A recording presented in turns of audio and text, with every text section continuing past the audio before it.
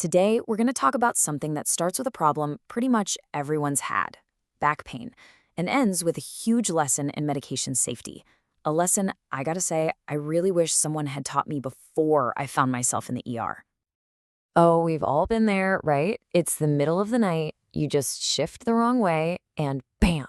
Your body just unleashes this alarm that feels less like a simple muscle pull and more like a five-alarm fire. You know exactly what I'm talking about. You're lying there, flat on your back, just staring at the ceiling, doing that desperate reach for the painkiller bottle on the nightstand, just hoping it's got the magic ticket to an hour or two of sleep. And this is the whole point. Those super common over-the-counter drugs that we all kind of treat like they're candy, they're powerful medications with some pretty serious risks. Most of us never, ever read the fine print, and honestly, that's a dangerous game to play. So over the next few minutes, we're going to break it all down. We'll start with what I call the back pain gamble. Then we'll get into how these drugs actually work inside your body, walk through 7 essential safety rules, and then we'll wrap up with some tips for smarter, safer pain relief. Let's dive in. So look, to use these things safely, we first have to understand what they're really doing. It's not magic, it's a whole chemical cascade that's happening inside our bodies. The second your back goes out, your body just floods the area with these chemical messengers. They're called prostaglandins. And they're basically the little guys screaming up to your brain, hey, we've got an injury down here. Time to swell up and throb. NSAIDs, that's non-steroidal anti-inflammatory drugs, they work by basically cutting those phone lines. Now, here's where it gets really interesting. This is the central conflict. NSAIDs are fantastic at blocking the villain, prostaglandin, the one causing all the pain. But here's the catch. They also block the hero prostaglandin, the one that does incredibly important jobs like protecting your stomach lining and making sure your kidneys get enough blood.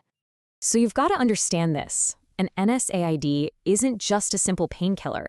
It's a serious drug that is actively shutting down some of your body's most important built-in defense systems. This stuff isn't water. It's a powerful chemical that you have to respect. All right, let's get to the real heart of this explainer. The 7 essential safety rules. This is the stuff I learned the hard way that'll help you manage pain without accidentally causing a much, much bigger problem. If you take away only one thing from this today, please let it be this. Never take an oral NSAID on an empty stomach.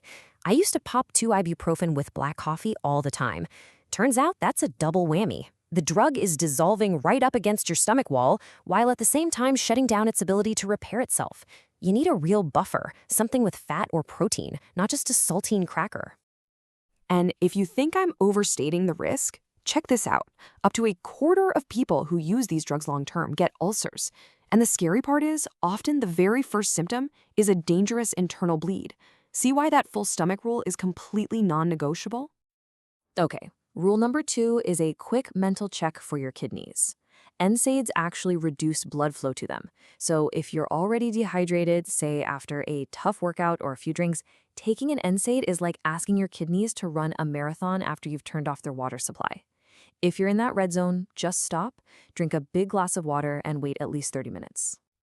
Now let's bust a really dangerous myth. The idea that if a little is good, more must be better. I found this out myself during a Super Bowl. Threw my back out, and I figured, hey, I'll just double the dose for double the relief. I could not have been more wrong.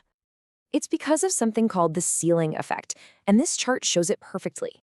Once you hit that maximum effective dose, taking more of the drug gives you 0 additional pain relief. The relief hits a ceiling, but the risk of side effects, like getting dizzy or nauseous, it just skyrockets. That dose on the label isn't a friendly suggestion. It's a biochemical law. Rule number 4 is absolutely critical if you take any other daily medications. Mixing NSAIDs with common antidepressants like Prozac or Zoloft can seriously increase your bleeding risk. With blood thinners, it's just plain dangerous. And get this, they can even cancel out the effect of blood pressure medicine, letting your pressure silently spike. So, with all these risks to your insides, Rule 5 is all about a smarter way to get relief. And topical gels, they are a total game changer. They put the medicine right where the inflammation is, on the muscle itself. But very little of it, we're talking less than 10%, actually gets into your bloodstream. That's a huge win. You get the relief with much, much lower risk to your stomach and kidneys. This one's simple, but it's so important. If you've been taking an NSAID every day for a full week and the pain is still there, the drug isn't the solution anymore. At that point, it's just covering up a deeper problem that needs a real diagnosis. Plus, long-term use opens the door to really serious risks, like heart attack and stroke. Okay, here's a more advanced strategy for when the pain is really bad. Now, Tylenol, acetaminophen, is not an NSAID. It works in a different way, and it's processed by your liver. So by staggering your doses like this, you can keep the pain under control without putting all the stress on your stomach and kidneys. But, and this is a big but, you have to be super careful about tracking your total daily milligrams to keep your liver safe. Okay, let's start to wrap this up by focusing on some practical takeaways that are going to protect both your health and your wallet. Here's a little pro tip for you, especially when it comes to those topical gels. Buying them over the counter can get pretty pricey, but if you find yourself using one regularly, ask your doctor to write a prescription. Your insurance will often cover the big tubes for just a small copay, and that can save you a ton of money in the long run. So if we boil this all down, it really comes back to these 4 pillars of safe relief. Number 1, food first, always. Number 2, hydrate. Your kidneys will thank you. 3, watch the clock, respect the dosing schedule. And 4, the 7-day hard stop. If you're still hurting, it's time to see a doctor. When it comes right down to it, this is the core message. These anti-inflammatory meds are amazing tools. They're powerful, they're incredibly effective at managing pain. But just like any power tool, they are only safe when you know the rules and you use them with respect. So I'm going to leave you with this final thought. The pain itself forces you to pay attention, right? It makes you respect what your body is trying to tell you. The real question is, are you giving that same level of respect to the powerful chemistry you're using to treat it?